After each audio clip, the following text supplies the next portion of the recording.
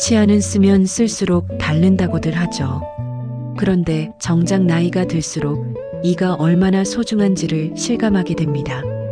젊었을 땐 그냥 아무거나 씹어도 괜찮았는데 요즘은 조금만 즐겨도 부담스럽고 찬물 한 모금에 이가 시큰거리는 분들도 계실 겁니다. 그럴 때마다 치과 가야지 하면서도 막상 병원 예약은 미루게 되죠. 괜찮겠지, 나이 드니 당연한 거겠지 하면서요. 하지만 제가 치과에서 환자분들을 뵈면 꼭 말씀드리고 싶은 게 하나 있습니다. 지금 불편하신 게 단순히 나이 때문만은 아니라는 겁니다. 사실은 오랫동안 쌓여온 잘못된 습관이 더 큰 원인이 되는 경우가 많습니다. 그리고 이 습관들만 조금씩 바꿔도 틀림없이도 얼마든지 치아를 건강하게 유지할 수 있다는 걸 많은 분들이 모르십니다. 70대가 넘으면 치아가 한두 개 빠지는 건 당연하다고 생각하시지만 꼭 그런 건 아닙니다. 오히려 관리만 잘하시면 80이 넘어서도 자기 치아로 드시는 분들 실제로 많이 계십니다. 문제는 우리가 그동안 익숙하게 해오던 방식이 오히려 치아를 망가뜨리는 경우가 많다는 거예요. 그리고 그건 일부러 그런 게 아니라 그냥 몰라서 그러는 경우가 대부분입니다. 그래서 오늘은 치과 의사로서 진심을 담아 60대 이후 절대 하면 안 되는 치아 관리 습관 5가지를 알려드리려 합니다. 혹시 지금도 매일 양치 열심히 하고 계신데 이가 시리고 잇몸에서 피가 난다 하시는 분들, 오늘 영상 꼭 끝까지 들어보셨으면 좋겠습니다. 이 5가지만 알고 계셔도 틀림없이 오래 사는 길이 훨씬 가까워집니다. 내용이 도움이 되셨다면 구독과 좋아요, 알림 설정도 꼭 부탁드립니다. 그럼 지금부터 하나씩 알려드릴게요. 첫 번째로 꼭 짚고 넘어가야 할 잘못된 습관은 바로 양치질을 너무 세게 하는 것입니다. 많은 분들이 이가 누렇게 되거나 입안에서 냄새가 나는 걸 막기 위해 일부러 세게 문지르곤 하세요. 특히 나이 들면서 치석이 잘 생기고 잇몸이 자주 붓다 보니 더 세게 닦아야 하는 줄 아시는 분들이 많습니다. 그런데요, 이게 오히려 치아와 잇몸에 큰 상처를 주는 행동이라는 걸 알고 계셨나요? 이를 너무 힘줘서 닦으면 겉에 있는 단단한 범낭질이 조금씩 닳기 시작합니다. 이 범낭질은 치아를 보호해주는 막인데 한번 닳기 시작하면 다시는 복구가 되지 않습니다. 그렇게 되면 찬물을 마실 때 이가 시큰거리거나 단 걸 먹을 때 쿡쿡 쑤시는 느낌이 들게 됩니다. 이런 증상을 보통 시린이라고 하죠. 그런데 그 원인이 충치가 아니라 세게 양치한 습관에서 비롯되는 경우가 많습니다. 더 큰 문제는 잇몸입니다. 칫솔질을 거칠게 하면 잇몸이 조금씩 내려가면서 치아 뿌리가 드러나게 됩니다. 이건 단순히 보기 안 좋은 수준이 아니라 세균이 더 잘 침투하고 잇몸병이 악화될 수 있는 상황입니다. 잇몸에서 피가 나고 붓는 분들 중엔 양치가 부족해서가 아니라 오히려 지나치게 강한 양치가 원인이 되는 경우가 꽤 많습니다. 그러면 어떻게 해야 하느냐? 간단합니다. 힘을 빼고 부드럽게 닦으시면 됩니다. 칫솔은 너무 뻣뻣한 걸 고르지 마시고 부드러운 모 칫솔을 쓰시는 게 좋습니다. 힘보다는 방법이 중요하다는 거죠. 위에서 아래로, 아래에서 위로 잇몸을 살살 쓸어내리듯이 닦아주는 게 훨씬 효과적이고 안전합니다.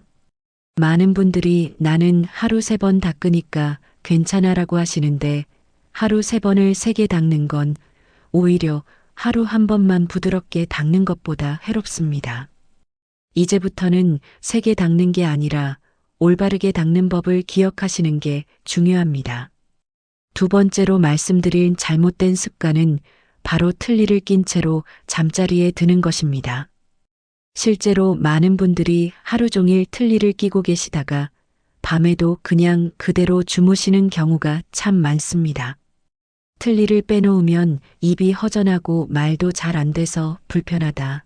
누가 볼까봐 민망하다. 이런 이유로 하루 종일 밤낮 없이 틀니를 사용하시곤 하죠. 하지만 이 습관은 입속 건강에 아주 치명적일 수 있습니다. 우선 틀니를 계속 끼고 자면 입안이 쉴 틈이 없습니다. 틀니는 결국 인공장치이기 때문에 입안의 잇몸과 혀, 점막이 지속적으로 눌리게 됩니다. 낮에는 어쩔 수 없더라도 밤에는 최소한의 휴식 시간이 꼭 필요합니다. 그런데 잠잘 때까지 끼고 있으면 잇몸이 눌리고 자극을 받으면서 잇몸뼈가 점점 더 약해지게 됩니다. 이렇게 되면 시간이 지날수록 틀니가 잘 맞지 않게 되고 음식 씹는 것도 점점 어려워질 수 있습니다. 게다가 더 큰 문제는 세균 번식입니다. 틀니를 끼운 상태로 자면 침의 흐름도 줄고 입안 온도는 따뜻하게 유지되기 때문에 세균이 자라기 아주 좋은 환경이 됩니다. 겉보기엔 괜찮아 보여도 실제로는 잇몸과 틀니 사이에 세균이 끼고 곰팡이균까지 번식할 수 있습니다.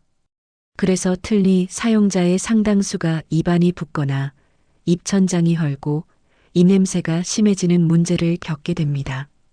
그냥 불편한 걸 넘어서 입안 전체에 염증이 생기는 심각한 구강 질환으로 이어질 수 있다는 뜻입니다.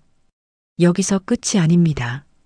입안에서 세균이 많아지면 그 세균이 기도를 타고 들어가 폐렴까지 유발할 수 있다는 연구 결과도 있습니다. 특히 면역력이 떨어지는 70대 이후엔 이게 절대 가벼운 문제가 아닙니다. 조용히 시작됐다가 갑자기 열이 나고 기침이 멈추지 않다가 병원에 실려가는 경우도 있으니 정말 조심하셔야 합니다. 그렇다면 어떻게 해야 할까요? 아주 간단합니다. 잠자기 전엔 꼭 틀니를 빼서 전용 용기에 물과 함께 담가두는 것, 이것만으로도 훨씬 위생적이고 건강하게 틀니를 유지할 수 있습니다. 틀니 세정제도 시중에 나와 있으니 이걸 하루에 한 번 정도 사용하시면 더 깨끗하게 관리할 수 있고요. 무엇보다 중요한 건 밤엔 잇몸이 쉴 수 있도록 틀니를 잠시 쉬게 해주는 것입니다. 이걸 습관으로 들이시면 잇몸도 훨씬 건강해지고 틀니 수명도 오래 갑니다. 그리고 혹시 틀니를 빼면 얼굴 모양이 이상해 보일까 걱정하시는 분들도 계신데요. 주무실 때는 어차피 혼자 계신 시간이기 때문에 그런 걱정은 조금 내려놓으셔도 괜찮습니다. 오히려 그런 시간만큼은 치아도 쉬고 잇몸도 회복하는 시간이라고 생각해 주시면 좋겠습니다. 세 번째로 말씀드릴 잘못된 치아 관리 습관은 입안이 마른 상태를 그냥 두는 것입니다. 이게 생각보다 아주 흔한 문제인데 많은 분들이 이걸 단순히 불편한 증상 정도로 여기고 그냥 넘기시는 경우가 많습니다. 그런데 이 구강 건조증, 즉 입이 마르는 증상은 치아 건강을 해치는 시작점이 될 수 있는 중요한 신호입니다. 보통 침이 줄어들면 말할 때 입이 자꾸 붓고 잠자는 도중에 목이 타는 듯한 느낌이 들거나 아침에 일어났을 때 입안이 텁텁한 경우가 많습니다. 어떤 분들은 틀니가 자꾸 헐거워지고 잇몸이 헐었다고 느끼기도 하시죠. 그런데 이게 단순히 수분 부족 때문만이 아니라 나이가 들면서 침샘의 기능이 떨어지는 자연스러운 변화에서 비롯되기도 합니다. 침은 입속에서 아주 중요한 역할을 합니다. 그냥 침이라고 무시할 게 아니라 이건 일종의 입속 청소기이자 보호막입니다. 침이 충분히 분비되면 우리가 먹은 음식 찌꺼기나 세균을 씻어내고 치아 표면을 코팅해서 충치를 막아주는 역할을 합니다.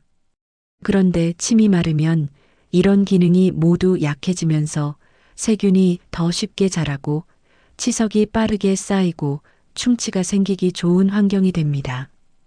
특히 침이 줄어들면 혀나 잇몸이 헐기 쉽고 구내염이나 입안 통증이 자주 생깁니다.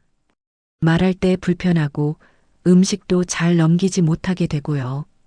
결국엔 식사도 힘들어지고 말수도 줄어드니까 자연스럽게 사회 활동도 소극적으로 변하게 됩니다.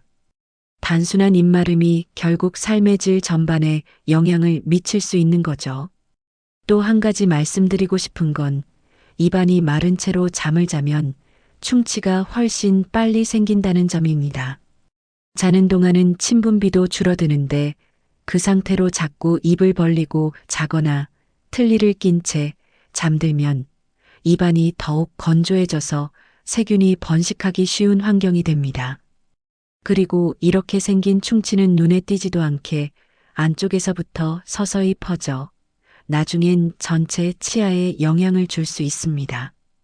그렇다면 어떻게 해야 하느냐? 먼저 하루 동안 물을 조금씩 자주 마시는 습관이 도움이 됩니다. 한 번에 많이 마시기보다는 자주 입안을 적셔주는 게 중요합니다. 그리고 실내가 너무 건조하지 않도록 특히 밤에는 가습기를 틀어주시거나 물컵 하나라도 머리맡에 두는 게 좋습니다. 또한 무설탕 껌을 가볍게 씹는 것도 침분비를 돕는 데 효과가 있습니다. 물론 틀니를 끼신 분들은 조심하셔야겠지만 일반적으로는 혀 운동이나 입술, 볼 근육을 자주 움직여주는 간단한 운동만으로도 침샘을 자극하는 데 도움이 됩니다. 만약 이런 방법을 써도 개선이 안 되고 입안이 계속 타들어가는 느낌이 든다면 가까운 치과나 내과에 가셔서 구강 건조증 검진을 받아보시는 것도 필요합니다. 입이 마르는 걸 대수롭지 않게 여기면 결국엔 충치, 잇몸병, 입냄새, 심지어는 식욕 저하까지 이어질 수 있습니다. 특히 나이가 들수록 면역력도 떨어지기 때문에 작은 증상 하나하나에 더 민감하게 반응하셔야 건강을 오래 지킬 수 있습니다. 입안이 건조한 건 단순한 불편함이 아니라 치아 건강을 위협하는 신호등 같은 존재라는 점 꼭 기억해 주시면 좋겠습니다. 네 번째로 꼭 짚고 넘어가야 할 잘못된 습관은 잇몸에서 피가 나는데도 그냥 나이 탓으로 넘기는 것입니다. 이런 분들 정말 많습니다. 양치하다가 피가 나면 나이 들면 그럴 수도 있지 뭐 잇몸이 약해져서 그런 거지 하시고는 별다른 조치를 하지 않으십니다. 그런데요, 이건 절대 그냥 넘길 일이 아닙니다. 오히려 잇몸에서 피가 난다는 건 입안에서 이상이 생겼다는 확실한 신호라고 보셔야 합니다. 잇몸에서 피가 나는 가장 흔한 이유는 치주염, 흔히 말하는 잇몸병입니다. 이건 세균에 의해서 잇몸이 붓고 염증이 생기는 질환인데 초기에만 치료하면 금방 나을 수 있습니다. 문제는 대수롭지 않게 여기고 방치하는 경우입니다. 그러면 잇몸뼈가 점점 녹기 시작하면서 결국 치아가 흔들리고 빠지게 됩니다. 어떤 분들은 충치 하나 없이 깨끗한 이인데도 잇몸이 망가져서 결국 틀니를 하시는 경우도 있습니다. 더 무서운 건 잇몸병은 아프지도 않고 조용히 진행된다는 점입니다. 그래서 많은 분들이 자각하지 못하고 피가 나도 그냥 잇몸이 약해진 거겠지 하고 넘어가십니다. 그러다 나중에 이가 흔들리거나 음식을 씹기 힘들어져서야 병원을 찾게 되죠. 하지만 그때는 이미 많이 진행된 상태인 경우가 많습니다. 치과 입장에서 보면 피가 나는 초반이 가장 치료하기 쉬운 시기입니다. 그 신호를 놓치지 않으시는 게 정말 중요합니다. 또 한 가지, 잇몸에서 피가 나면 단지 입안만의 문제가 아니라 몸 전체 건강에도 영향을 줄 수 있습니다. 최근에는 잇몸병이 심혈관 질환이나 당뇨, 심지어는 치매와도 관련이 있다는 연구 결과들이 계속 나오고 있습니다. 입안에 염증이 많으면 그 염증 물질이 혈액을 타고 온몸으로 퍼질 수 있기 때문입니다. 그러니까 잇몸병을 방치한다는 건 그냥 이 하나 잃는 문제를 넘어서서 전신 건강까지 위협받을 수 있다는 뜻입니다. 그렇다면 피가 날 땐 어떻게 해야 하냐고요? 우선 무리해서 더 세게 닦으려고 하시지 마시고 부드러운 칫솔로 가볍게 하지만 꼼꼼하게 닦아주시는 게 중요합니다. 그리고 피가 23일 이상 계속 난다면 그건 더 이상 기다리지 마시고 치과에 꼭 들르셔야 할 신호입니다. 잇몸 상태를 확인하고 필요하다면 스케일링이나 간단한 치료만으로도 충분히 회복이 가능합니다. 많은 분들이 치과는 무섭고 치료는 아플 거라고 걱정하시는데 요즘은 대부분의 잇몸 치료가 거의 통증 없이 진행됩니다.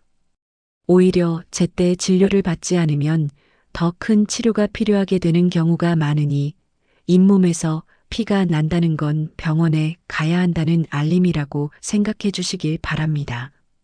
잇몸은 치아를 붙잡고 있는 뿌리 같은 존재입니다. 이 뿌리가 무너지면 아무리 좋은 치아를 갖고 있어도 소용이 없습니다. 예쁜 꽃도 뿌리가 썩으면 결국 시들듯이 건강한 치아도 잇몸이 무너지면 오래가지 못합니다. 피가 나는 건 그 뿌리에서 보내는 구조 요청입니다. 그냥 나이 탓으로 넘기지 마시고 그 작은 신호 하나에 귀 기울여 보시길 바랍니다. 그게 내 치아를 더 오래, 더 건강하게 지키는 첫걸음입니다. 마지막으로 5번째로 말씀드린 잘못된 습관은 바로 스케일링을 미루는 것입니다. 치과 가는 게 불편해서 혹은 아직 아픈 데가 없으니까 굳이 가지 않아도 된다고 생각하시는 분들이 참 많습니다.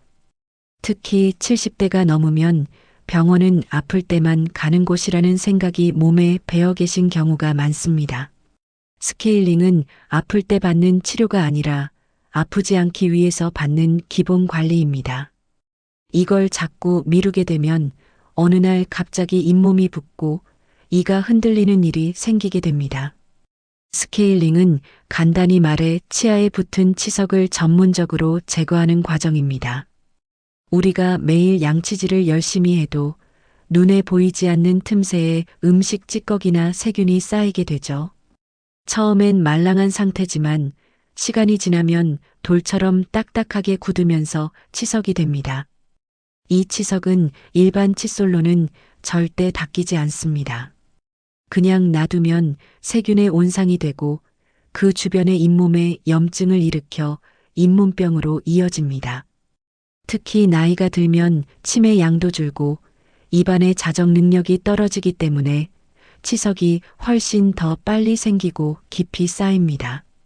눈에 보이지 않는 잇몸 안쪽까지 치석이 들어가 있으면 겉으론 멀쩡해 보여도 이미 잇몸뼈가 녹고 있는 상태일 수 있습니다. 이럴 땐 아무 통증이 없어도 치아가 천천히 흔들리기 시작하고 결국엔 뽑아야 하는 상황이 될 수도 있습니다. 많은 분들이 스케일링을 받으면 이가 시리고 잇몸에서 피가 난다고 하십니다. 그래서 안 받으려고 하시기도 하는데 사실 그건 이미 잇몸에 염증이 있다는 신호입니다. 건강한 잇몸은 스케일링을 해도 피가 잘 나지 않습니다. 치료 후 잠깐 시릴 수는 있어도 며칠 지나면 훨씬 개운해지고 상태도 좋아집니다. 오히려 치석을 계속 놔두는 것이 훨씬 더 해롭고 나중엔 큰 치료로 이어질 수 있습니다. 치과에서는 보통 6개월에 한 번, 많게는 1년에 한 번은 스케일링을 권합니다. 국민건강보험에서도 1년에 한 번은 보험으로 받을 수 있게 되어 있으니 비용 부담도 크지 않습니다. 그런데도 아직 아프지 않으니까 괜찮겠지 하며 미루다 보면 나중엔 스케일링이 아니라 잇몸 절개 수술이나 치아 발치 같은 큰 치료가 필요해지는 경우가 많습니다. 스케일링은 잇몸 건강을 지키는 가장 기본적이고 효과적인 방법입니다. 마치 정기적으로 자동차 엔진 오일을 갈아주듯이 입속도 정기적으로 관리가 필요하다는 거죠. 이걸 미리미리 해두면 별다른 이상 없이도 오랫동안 건강한 치아를 유지할 수 있습니다. 마지막으로 꼭 드리고 싶은 말씀은 스케일링은 겁낼 게 전혀 아닌 건강을 위한 좋은 습관이라는 점입니다. 병원에 가는 게 부담스럽고 낯설게 느껴지실 수도 있지만 요즘 치과는 진료 과정도 친절하고 통증 관리도 훨씬 좋아졌습니다. 작은 관리 하나가 내 이 하나 나아가 식사와 건강 전체를 지켜준다고 생각하시면 조금 마음이 놓이실 겁니다. 그러니 지금이라도 가까운 치과에 한번 들르셔서 스케일링이 필요하신지 체크해 보시는 걸 추천드립니다. 이가 아직 멀쩡한데 왜가 아니라 멀쩡하게 오래 쓰려면 지금부터 관리해야 한다는 마음으로 한 번만 움직이시면 분명히 더 편하고 건강한 내일이 기다리고 있을 겁니다. 지금까지 말씀드린 5가지 습관, 한 번쯤은 다들 해보셨을 수 있습니다. 힘줘서 양치하는 습관, 틀니를 끼고 잠드는 습관, 입이 말라도 그냥 넘기는 습관, 피가 나도 대수롭지 않게 생각하는 습관, 그리고 스케일링을 미루는 습관까지 모두 무심코 지나쳤던 일들이지만 사실 이 하나하나가 우리 치아 건강을 천천히 무너뜨리고 있었던 겁니다. 하지만 다행인 건 지금이라도 알고 계시면 얼마든지 바꿀 수 있다는 점입니다. 나이가 들었다고 해서 꼭 이가 약해져야 하는 건 아닙니다. 오히려 내 몸을 잘 아는 지금이야말로 내 건강을 지킬 수 있는 가장 좋은 때입니다. 어떤 분은 지금 와서 뭘 바꿔? 하실 수도 있겠지만 습관은 오늘부터라도 천천히 고치면 됩니다. 조금만 신경 쓰면 충치 없이, 틀니 없이도 충분히 오랫동안 건강하게 사실 수 있습니다. 치아는 단순히 음식만 씹는 도구가 아닙니다. 말을 하고, 웃고, 소통하고, 맛을 느끼고, 사람을 만나는 모든 순간에 필요한 중요한 존재입니다. 그래서 치아 하나가 아프기 시작하면 식사부터 외출, 대화까지 삶 전체가 위축되기 쉽습니다. 반대로 치아가 건강하면 나이와 상관없이 삶의 질이 훨씬 밝아지고 여유로워집니다. 이제부터는 치아가 아플 때만 치과를 찾는 게 아니라 치아가 아프지 않도록 지키는 방법을 실천해 보시면 좋겠습니다. 오늘 말씀드린 5가지 습관 중에서 하나라도 나도 그러고 있었네 싶으셨다면 그걸 고치는 것부터 시작하셔도 충분합니다. 내 이를 오래 쓰는 가장 좋은 방법은 비싼 치료가 아니라 매일의 작은 습관입니다. 앞으로도 건강하게 오래오래 씹고 웃고 대화하실 수 있도록 좋은 정보 자주 나누겠습니다. 감사합니다.